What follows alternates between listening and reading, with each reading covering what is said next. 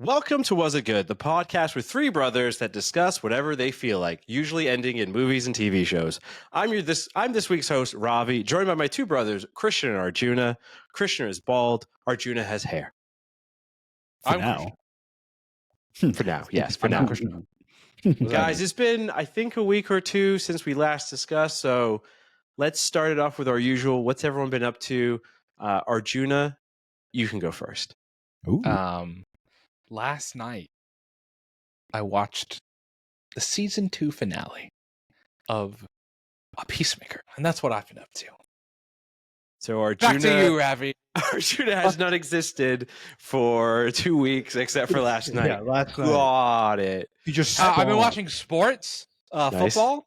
Yes. It's all terrible. Everyone No. sucks. Everyone sucks. Everyone. So we'll get into it later, but everyone sucks. Yeah, what are you talking about? Are you high? No, You know the Patriots won. Krishna, I said what I said. Well, we'll get into it. The Red Sox got eliminated, so baseball is over. It's weird. They canceled the rest of the playoffs in the World Series. It's very strange.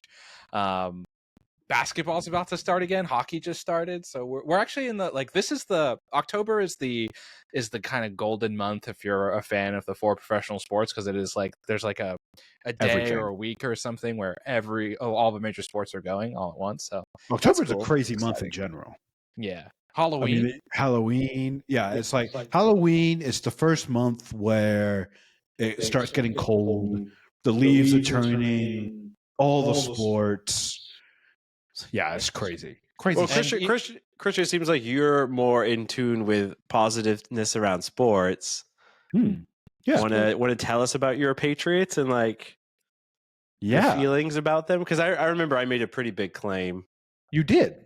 I mean, you calling me the positive sports fan. Ravi's quote on the last pod was, "Hey, I think if they get to 1-5, you can write them off." Which assumes that if they're 2-4 after 6 weeks, they still have a chance. That's optimism. I said after 6 weeks, if they're 3-3, based on the next 3 opponents, which was, it was doable. I was like, that's a positive sign. They are 3-2 right now, and they won the game everyone expected them to lose. They beat the Bills.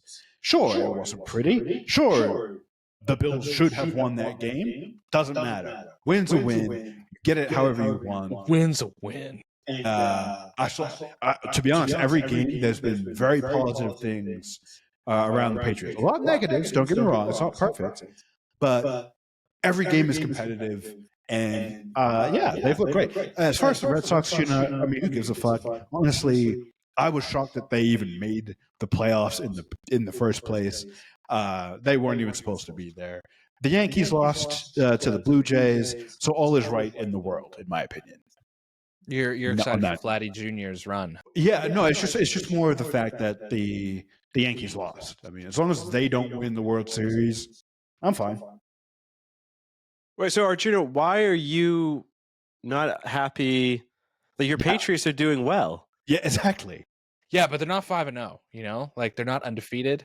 I'm being facetious, in terms of everything is bad. But I do think obviously we talk about the Patriots because we're Patriots fans, but as someone who has to watch many of the other games for professional reasons, there has been a lot of parity this year in the NFL. The teams that you normally expect to be good have not been as good as you think. The Baltimore Ravens have really struggled. They're 1-4. The Cincinnati Bengals have really struggled. Even the Philadelphia Eagles, who won the Super Bowl last year, have lost 2 games in the last 5 days. They just lost last night, Thursday Night Football, to the New York Giants by a lot. It was not a competitive game. So I think that's cool. I think when people watch sports, they want to be surprised, and it's nice to have that parity.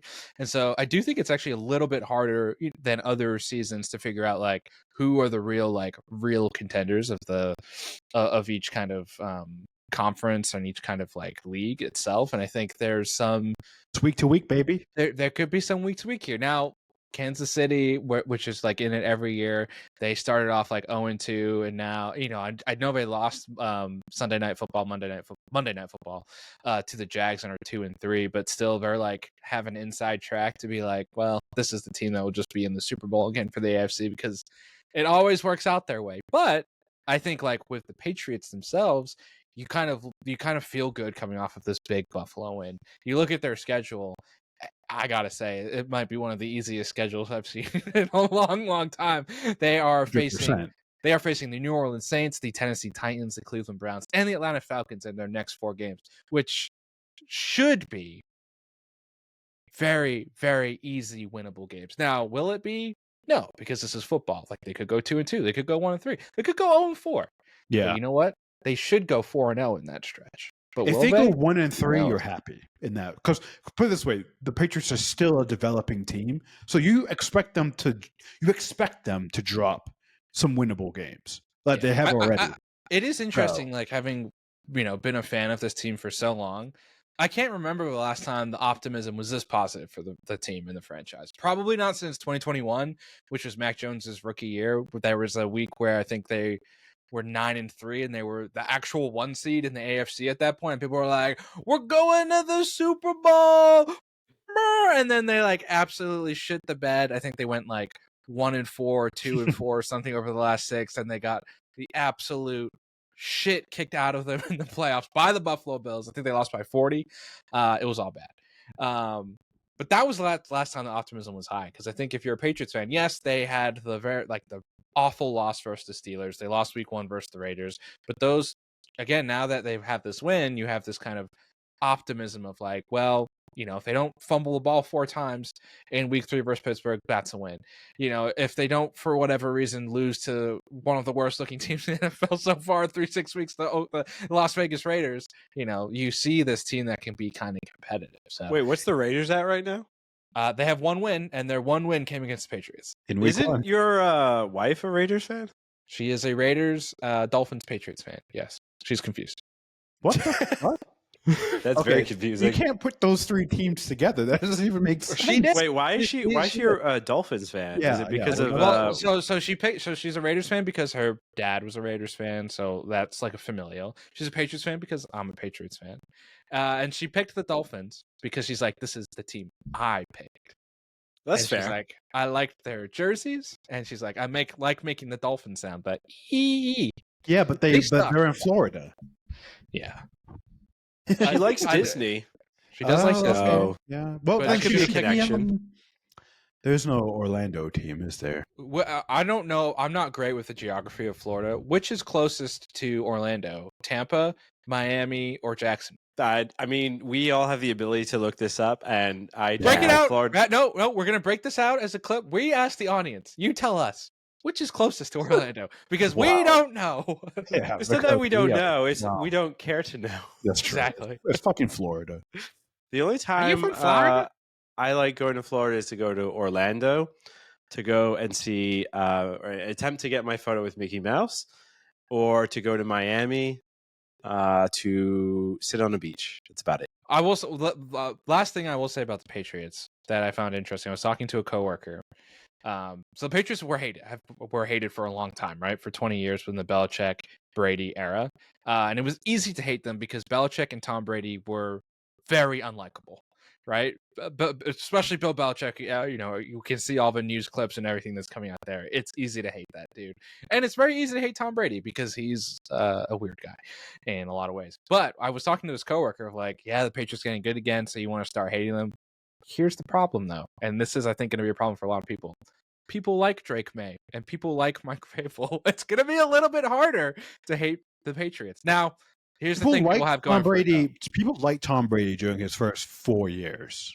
his first run, and then Yeah. when he became the I'm married to Gisele Bündchen, I endorse Donald Trump, Deflategate, all that stuff. Alex That's kind of Guerrero things. as well. Yeah, that stuff. Yeah. When he became like fitness guru, man, it started to change. Well, it's because you could argue though, it's because success got to his head. He just became he wasn't like the everyday man anymore at that point. Yeah, that's why people like Drake May. He, as of right now, is still kind of an everyday. He's like a country boy, But what NFL, specifically NFL quarterback that has made it in terms of like having like a media blow up or like becoming a host or something or endorsing what NFL quarterback is likable later on in their career? I can't think of any that I'm like later on, like yeah. you mean like post playing? Not even post playing, but like just like once they start getting good, right? They get the endorsements, they get the co-oping, you know, and buying companies and doing whatever. Like who becomes People still love Peyton Manning. Well, that's a certain group. That's just a small group of people. I wouldn't say he's the common. He does. Those people are wrong. Yeah, I don't like. Honestly, Eli. Eli, it's going to sound weird. I hated every Patriots fan hates Eli. Eli, since he retired, has become the goofiest and fairly laid back, chill, kind of likable. He's just like the Chad Powers thing on the Manning cast. Peyton is Peyton. He's so fucking annoying. But Eli will have some, like funny fucking stories. You relate to Eli, you know? Well, so, I mean, you could also argue he was never true. elite. Well, I mean, they're gonna put him in the Hall of Fame if he's not there already. He's not. I don't know. It's gonna be hard. I for him think to quarterback who wins 2 Super Bowls, and I think he should get in eventually. But there's such a backlog that's about to hit that you're going to have to put not first ballot. Maybe he shouldn't be first ballot. He's not. He last year was his first year, and he didn't even make it to the semis. So like, gotcha. it's a long battle up for him. Oh, okay. And you have Roethlisberger, Breeze, Brady, all coming in. Like, and those guys are all going in before. I think it's like to my comment of like quarterback specifically. I don't really think there is a quarterback that stands out as like somebody that is generally like liked and loved. Joe Namath post career. But like Marshawn Lynch, I think has had a really good post career, and like he has now become kind of a weird pop culture icon. And then you mean NFL photographer? Yeah, he's doing like Marshawn NFL Lynch. photography stuff now. Like, so I think he's a likable and seems like a normal dude. There's a few guys like that. There's a few guys, you know, even like guys that weren't like even big players, like Dan Orlovsky on ESPN was like a career backup, you know, and was probably most famous for being the quarterback that literally stepped out of bounds in the end zone and got like a touchback, / safety. And so, but he's become really likable on ESPN. People love his analysis and the way he kind of breaks down the games and stuff. So I don't know. It's hard to have both. You know, it's hard to have likability. It's hard to have success and likability in multiple careers. You know, it's hard to do it in one career, you know, let alone multiple. So Marshawn's the exception, not the rule. That's fair. How's your 2 weeks been, Rivendra? I'm retired myself. I'm retired. So I've been doing like nothing, which has been truly an eye-opening experience. I'm not very good at it. So I've been to give the audience a peek into our lives behind the scenes, Lauren, your wife, sent us a text in Tree of you sleeping and your cat also sleeping just like you. And then our mother followed up within 30 seconds of our father also sleeping on the couch. And I was not asleep on it, but I was tempted to have Sahara send a fake picture of me pretending to sleep on the couch. And then I was hoping Krishna would take a selfie of himself asleep. Yeah, that makes sense. On his non-existent couch. Yeah. You still don't have a couch, Krishna? Nope. Oh boy. You need a couch. Never lost. Krishna, we're going to get you asleep on your chair? Oh yeah. Not often, but yeah. Because like, if I'm falling asleep in that chair, I'm like, I might as well just go take a nap on my bed, 2 feet away. I don't know. There's something like I've taken a couple of naps now. I'm also like getting over a cold that like basically knocked me out. Like I was supposed to be at New York Comic Con this week, but both Lauren and I are sick, so we were like, no, it makes sense. Stay home and rest. But yeah, I've been taking some naps, and I don't know. There's something about falling asleep on the couch that's just very different from falling asleep in your bed. And I don't know, it's just more cozy and comfortable. Like, have you guys ever fallen asleep at like your office chair? Like this chair? No, I could not fall asleep in this. No, I couldn't do that either. This is not comfortable. No, I get sleepy sometimes, but I don't fall asleep. I've gotten probably close, and then I'll go lie on so I have like a day bed right here, and so that's perfect because I'll just lie on the day bed. Yeah, I got a workout bench. I'll just go lie on that. Use a dumbbell. Oh, yeah, as my nice. pillow. Yeah. No, nice. You just No wonder cuddling, you're a ball. cuddling with like a bench press. Most I'm uncomfortable thing. I'm spooning the barbell. You get your weighted vest. You put it on like it's like a like a.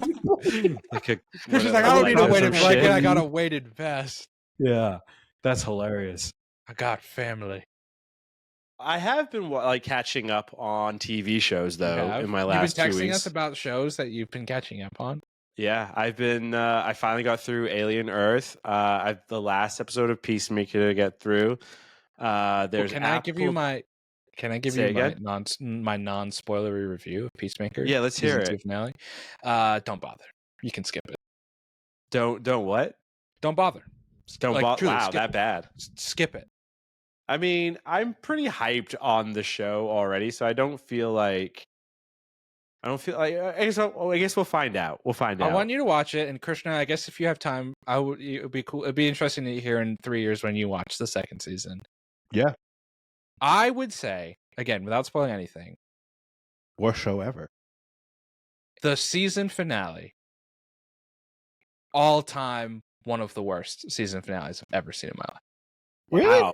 That sounds. Are you pulling a Krishna? Have you seen Game of Thrones?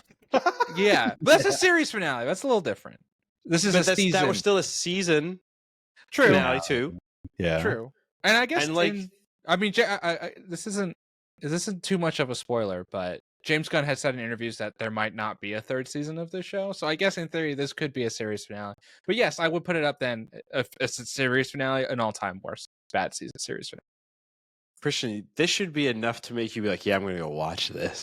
I'm going to, because Arjuna's hyped it, or you've hyped it up, and Arjuna's now de-hyped the finale. Are we landing somewhere in the middle? Like, what's going on? But here's what makes it worse to me. The season is good. Yeah. This is so many steps below what the show has been. It's actually shocking. Like, it was actually just shocking to watch the episode. The first Tell Ravi should be the length of it. Yeah, 15 minutes where everything else has been like 30. Everything's been 30 to 35 minutes. This is a 59-minute episode, and yeah, I'm really curious to see what you guys think. Rabin, please send like a 1 or 2 word text after you watch the finale, just to let us know how you're doing. That's fair. I will definitely do that. But obviously, that's like Peacemaker, Alien Earth, Krishna. Before we started, though, I was kind of curious. You said you haven't watched Andor. So this came about because I was saying before, and now I'm nervous for what I said. I said to Arjuna and Krishna, I was like, Peacemaker Season 2 is maybe the best season of a show that I've seen in 2020-25 thus far. Now I'm kind of nervous. And then Arjuna was like, no, Andor Season 2 is still the best. And then Krishna, you said, yeah, I haven't seen it yet. I haven't watched Season 2 of Andor. I haven't watched anything really this year. So Krishna, here's my question for you. What's the last new show you watched? Because I know you rewatch like older shows sometimes, and I know you've been watching a lot of YouTube recently as well. So like, what was the last, like, this was a new show that's sort of current or like recently came out? It's funny. I started Black Rabbit. Oh, right. That was the other show that you texted us about it, and you said it was really good. I started it, and then I lost access to Ravi and Lauren's Netflix, so I haven't been able to finish it. Oh, is that because I think my Netflix is doing? Yeah, because Mom and Dad said this. I think it's doing the whole. They're locking their household geo-locking. Yeah, we got our own Netflix a few months ago because the same thing was happening for us. Then I can update it. Can I? I will say, I started it. I think I got like 5 episodes in. Super good show. I'd love to finish it if I ever buy Netflix. Which I'll just I'll update my Netflix. Can't you do multiple households or whatever? I think you can. Yes. Oh, let me know if you do. Let me know. Then I'll just update it. But so that was like a week or two, a couple weeks ago that I was watching it, and then I couldn't anymore. Wait, so I like watching that show because I need to watch it. I don't know if anyone knows of the show, but basically it's with Jude Law and Jason Bateman. And they are two brothers living in New York City, and they have a restaurant together. One of them's a fuck up. Well, they're both kind of fuck ups. They're both. That's what's cool about it. They're both fuck ups in their own way. Two sides of the same coin. Yeah. Oh yeah, Ravi, you said I was like Jason Bateman. So I like watching it because there's obviously three of us as brothers. So I like to imagine I'm not there. So I made Arjuna the Jason Bateman character for obvious reasons if you've watched the show, and I made Krishna the Jude Law character for obvious reasons if you know us. That's so interesting. I would have flipped it. No, in my mind, this makes more sense. Yeah, that's so interesting. I would have flipped it. So why is it insulting that I'm Jason Bateman? It's not. Being either character in my mind is insulting. Being, like I said, two sides of the same coin. Neither is a good choice in terms of being a good, like, moral character. But I would have put me in the Jason Bateman role. Well, that's the thing, though, is because there's three of us and there's only two brothers, you have to remove yourself and you have to put the other two in that I just meant from your perspective. If it was me doing it for you two, I would do Arjuna in the Jude Law role and you in the Jason Bateman role. And like I said, I would also put myself in the Jason Bateman role, and Arjuna's probably Jude Law. Yeah, but that's a good experiment. Everyone should. Yeah. I should preface though, like, it does not end well. Honestly, though, you can tell from the first opening scene that it's everyone's having a really bad day. Yeah, show. Which is fine. You don't watch it for good vibes. You watch it like watching a train wreck. Honestly, yeah. Reality television. Got it. No. It's like watching. I think Breaking Bad might be the last show, or Uncut Gems. It's Uncut Gems meets The Bear with the restaurants kind of background, but Uncut Gems where it's bad people doing bad things and you know it's not going to end well. Breaking Bad might be another example as well. I thought Breaking Bad had a pretty happy ending. Yeah, they got the drugs off the street. No. They had the cool Gatling gun in the car. Yeah, that was a satisfying end to those people. She was like, I had a pretty happy ending, Gatling gun in the car. I was happy. Breaking Bad had the best ending within the story, but it doesn't, No. I'm just leaves you like a little uncomfortable, I mean, the whole show is uncomfortable. You're rooting for the drug dealer. Until you're not. So the only reason you haven't watched Andor season 2 is just no time. Okay, so the second part of the answer is that I've just been, and I think I said this last time, maybe it was off camera, so I've just been watching so much Critical Role.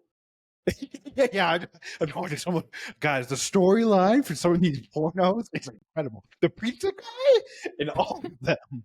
No. What do you mean? Most pornos nowadays, like the ones that have like actual value, are usually parodies of like pop culture shit. It's true. But no, I've been watching a ton of like actual play tabletop role playing. So Critical Role, and I know you guys have no interest in this, but I'm gonna plug it anyway. Critical Role just started season 4. And season 4, usually the first 3 seasons has been like 7 to 8 players at the table, right? Which is already a pretty big party. Season 4 is 13 fucking players. That's too much for me. I actually am interested in watching that stuff.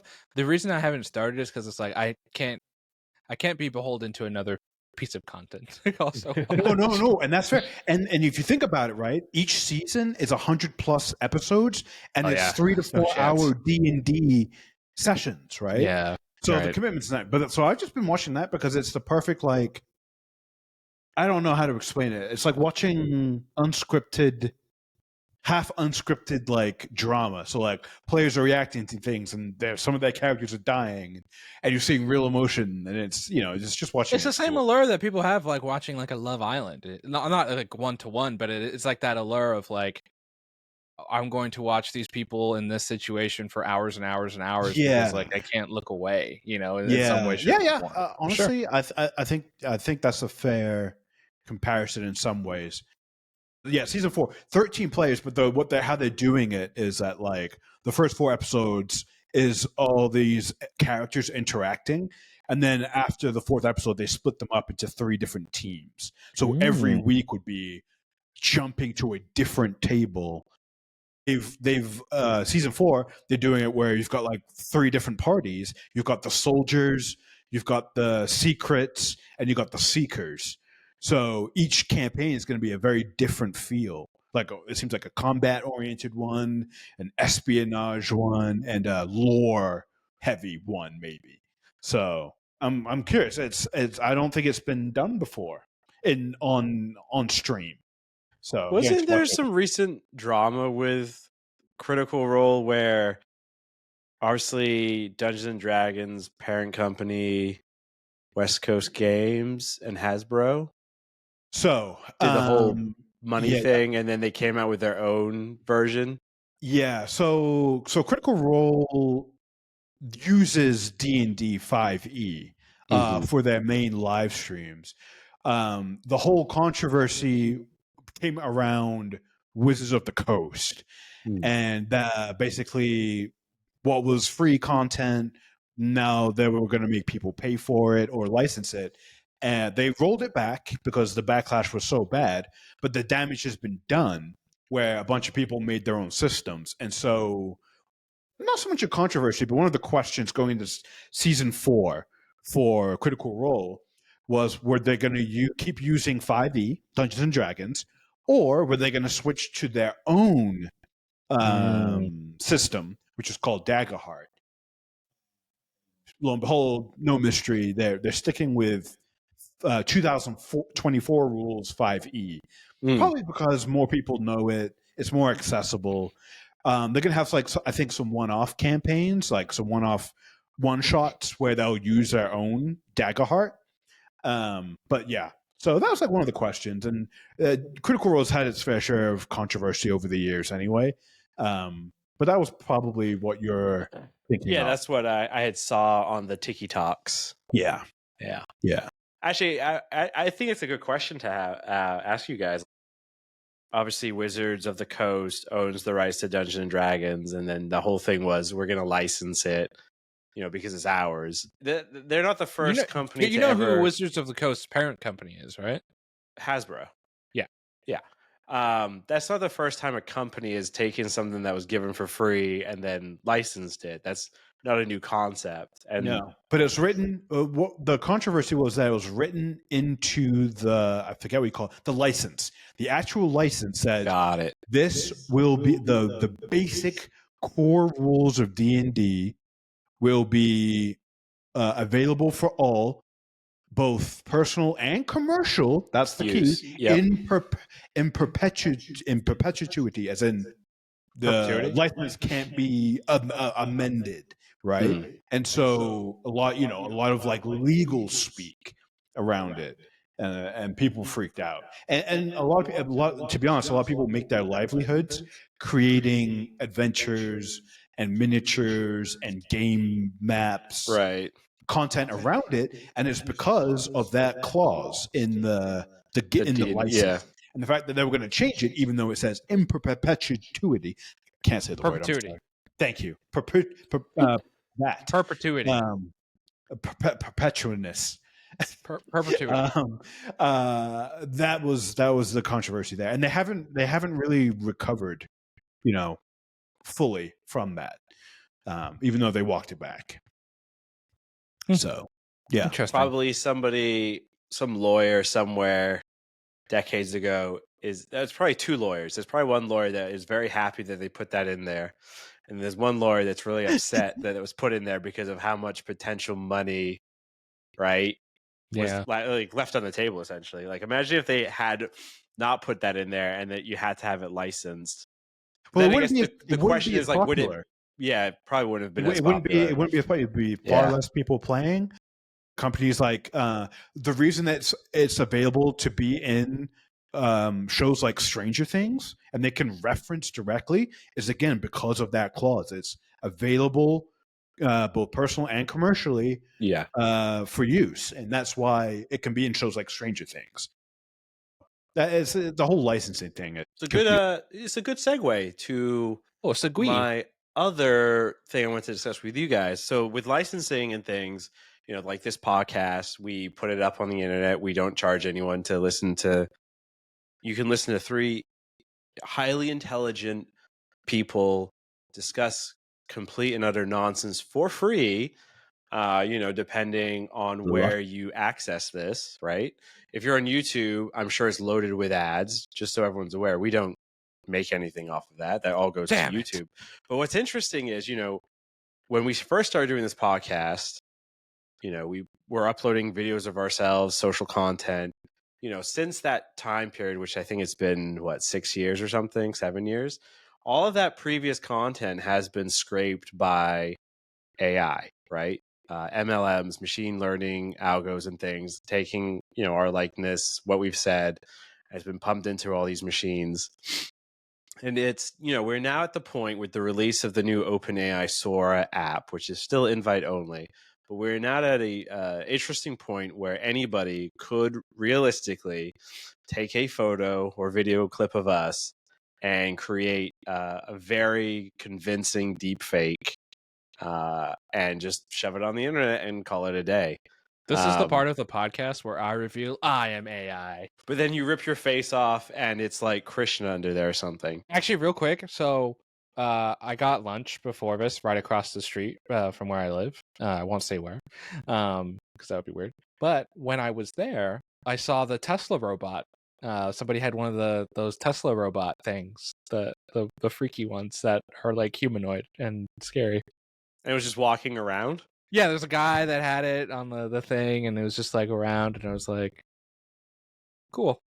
Yeah, those machines are also learning the same stuff off of the internet, the videos, and all that. It's the Tesla one. Yeah, so I guess my question for you guys and Christian, like, even your Critical Role show, or going all the way back to post-careers for NFL players being announcers, all of this stuff can easily, at this point, be replaced by AI content. Unfortunately, our lawmakers have not done such a stellar job to protect the individuals, unless you're somebody of fame. Is content over, or has content been over? It's a good question. I mean, and I think it leads into why lawmakers haven't been able to, or haven't pushed the envelope on ruling one way or the other. I think it feels like we're in wait and see. The companies are doing what they're supposed to be doing, which is pushing the envelope. If the lawmakers aren't going to make the stand, then they're doing what they're supposed to do, which is like push the envelope, push the technology as far as it can. Otherwise, they'll fall behind, right? That's what every CEO and every board of directors at every company, not just AI, every company involved in the content world is doing. I think each of us have seen that in places where we work as well. So they're doing what they're supposed to be doing. The question is what is the consumer going to do? What are they going to pick? Are they going to want AI? And I think we're still finding this out. Some do. Or do people want to see other real people on their screens? And I think some people want that as well. And so a lot of people who are pro AI have said AI won't replace humans because there's still demand for people to watch real humans. This is why the Tilly, the AI actress, is an interesting development, because we're going to see right there, whatever agency she signs and whatever first movie she is put in, we're going to see right off the bat how many people, and you probably won't be able to get a fair reading from her first movie, but let's see the average of her first 5, because a lot of people will see her first movie for the novelty of I want to right? see what this is. Exactly. Yeah. And a lot of people won't, because they're like, I'm staunchly against this, and it's going to create all this discussion. We're in interesting times, and it's not a good answer, but it's really wait and see. Pandora's box is open. There's no way to close it. I think everyone in the spaces that we're in, in every industry, from creatives to executives, has experienced the existential dread, and there's literally nothing anyone can do about it at this point. We are full steam ahead. And I think it's going to be up to every individual to decide what they view. And I think people need to figure out how to curate that. The end. What I mean, we're also, all three of us are on probably some kind of social media platform, and I'm sure we've AOL all been Instant Messenger. exposed to like AI glop. Yeah. I'll start, but like I'm sure you've seen Parents. some style of AI that you're like kind of interested in, and you're like, okay, this is Mhm. stupid as hell, but Mhm. fascinating. So for me, it's the ones where they'll pick a hero or fictional character and show what they're doing through their lifetime. See Like that. they'll yeah. be like, oh, here's Thanos, right, at age 0, and it's the little Thanos baby, and it does the weird gross morphing thing, but then it'll like state like a big period in their time, like the fall of whatever Thanos planet is, and it's all animated and shit. And I don't know why, but I find those interesting because I know, number one, it's a fictional character, so I think that's okay. And then number two, like it does look like glop, but in the couple of months I've been seeing these, they have gotten better. Yeah. That's my transition. concern. Definitely So here's my concern about AI, right? I think Christian's sentiment of there are people that don't want this or they do want this or whatever it can be. My concern is at some point, I think most people can still discern the difference. I do think we're getting to a point where people are struggling to discern the difference. Like we were texting our parents. They were like sending videos, and our mom sent us a video, but she did not realize was fake and was an AI generated video. And I just think we're going to get more. As these things improve, we're going to get closer and closer and closer and closer to that. And like, what are the laws and regulations of how we can, if we can't discern with our own eyes, right, if this is real or not? How does that work in the future? Where it's like, will I know what this is? Will I know if this is AI generated? Is this podcast AI generated? Does our audience know? It's not. We don't know how to do that. So, and I think and just to real quick piggyback off of that, at some point, and you would think it's in the distant future, but maybe not. It probably won't even matter because I read a lot of like futurist websites when in my younger days, and the idea is that we're going to all be augmented with AI in a few generations or less, right? So it won't even matter. AI will just be integrated with it, and whether you're seeing AI or a person won't matter because effectively at that point there would be no difference. It's the same thing. We'd all just be this amalgamation of AIs and biosynthetic crap. We wouldn't even be Homo sapiens at that point. We'd be the next, whatever they call it. Homo AI? Oh, Homo AI. Yeah.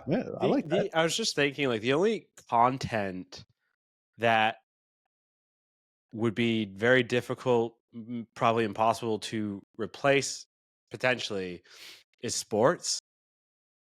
But even as I say that, no, here's why. Because then you could make these what if scenarios up and watch this. Like, I want to watch the 80s New England Patriots versus the 2005 New England Patriots. And I want to see how that game plays. Yeah, I guess. Yeah, then you could. I was thinking about this morning because you know, spoiler alert or peel behind the curtain. Ravi texted us this morning of like, here are the things I was thinking about talking about for the pod. So I was thinking about the AI stuff, and I was like, yeah, this is going to get to the point where it's like, I want to see. It's the sports debate: who wins in a one-on-one matchup, prime Michael Jordan or prime LeBron James? Guess what? That's what AI is going to be for sports. Here it is. Here's the matchup. Here you can watch it. In fact, like it could ultimately just replace sports, right? Well, we can get rid of injuries. We can get rid of paying human beings $250 million if they can get hurt or not, because we have AI generated like matchups. You know, that's the thing. Like you talked about, Ravi, like the fictional characters, and it reminded me of like sports cards, for example, right? In the sports cards world, the things that are getting more popular, like the Pokemon cards and the fictional things where it's not, the value isn't based off of what's happening to a real life figure or not, right? Where it's like a Drake May sports card, is its value is going to go up and down based on how well he plays in real life, if he gets hurt or not, right? These very human factors that you can kind of control or not. If it's just a completely fictional character or AI generated character or whatever the thing may be, you don't have to worry about that stuff in the future. Right. So I think at some point, even beyond the content space, right? You even talked about the laws and stuff. At some point, the AI is going to make the law. We won't need lawyers. We'll just have the robots. There's already decide. you can hire AI lawyers. Yeah, like we're They gonna get to that. Obviously represent you necessarily legally fully in court, but they can do like the work of a paralegal, social. I don't know the lawyer stuff, but Here's my question. Here's my question for you guys. What year does the United States get its first AI Supreme Court justice? I mean, hopefully sooner than later. Well, that depends a lot on who. Yeah, that's created I that mean, AI. can you ask us that question in the like? No, let's he get asked through us the year. 2026. No. What? Give me the year. Yeah. Give me the year where it is when it actually Supreme Court happens. Justice. Honestly, the next Supreme Court justice would be an AI This generated. is gonna be such a cop out. Honestly, I'm gonna say never. But the reason being is that the U.S. government doesn't exist in its current iteration in the next 15 years. To be honest.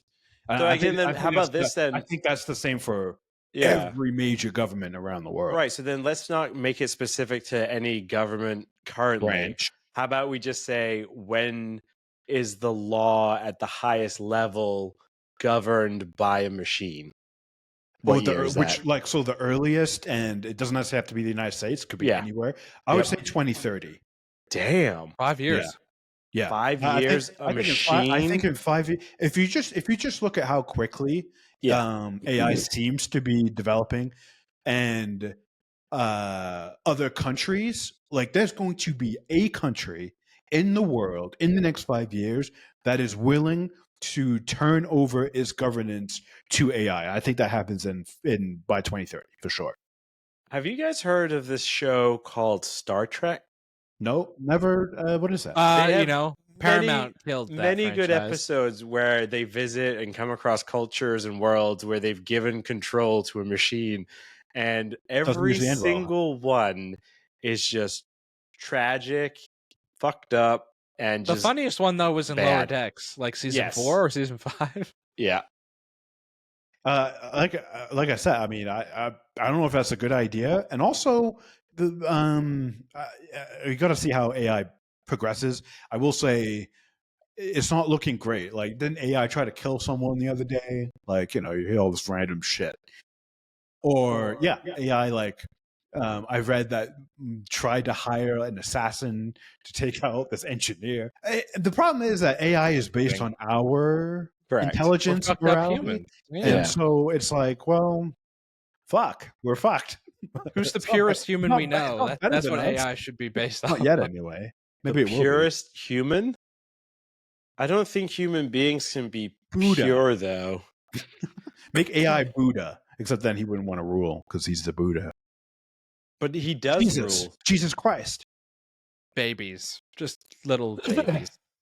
Well, isn't that the whole thing in Alien Earth about moving consciousness? It can only be done with a child because the imagination piece of a child is so more elaborate and innocent than once you are no longer a kid. Yeah, I mean, it's like basic biology, right? Like your bones and muscles and everything are malleable when you're younger, and as you get older, everything hardens, and you become hard stuck in your ways. You become a rock. You become sedentary. Yeah, that's fair. And in every way, truly, everything declines. Except one thing. Don't say it. What doesn't? Well, let's move on to. We've kind of gone through all the topics that I wanted to discuss. I think before we close it out, we all have our homework. I'm going to watch Peacemaker and season 2 finale and give my honest take, and we'll save it for our next pod, which is going to be probably in a couple of weeks. It'll be hosted by Arjuna. Christian is going to go watch Andor season 2 and Peacemaker season 2 and Peacemaker season 2. Jeez, and Arjuna needs to sounds like needs to go outside and touch grass. Ooh, Discord mod. There's no grass where I live. Oh, that's a good point. You're in the concrete jungle, baby. That's New York, isn't it? Yes. You told them where I live. Yeah. Oh shit. Wait, one more piece of homework for Ravi. You have to watch every Patriots game now for the rest of the season. That might be hard. Are they playing this Sunday? Yeah. They are 10 a.m. I might be at Disneyland. You could probably find a TV at Disneyland that's showing the game. I mean, I have a thing called a phone, so It's Patriots Saints. that'd be a good game. So we'll see. Yeah.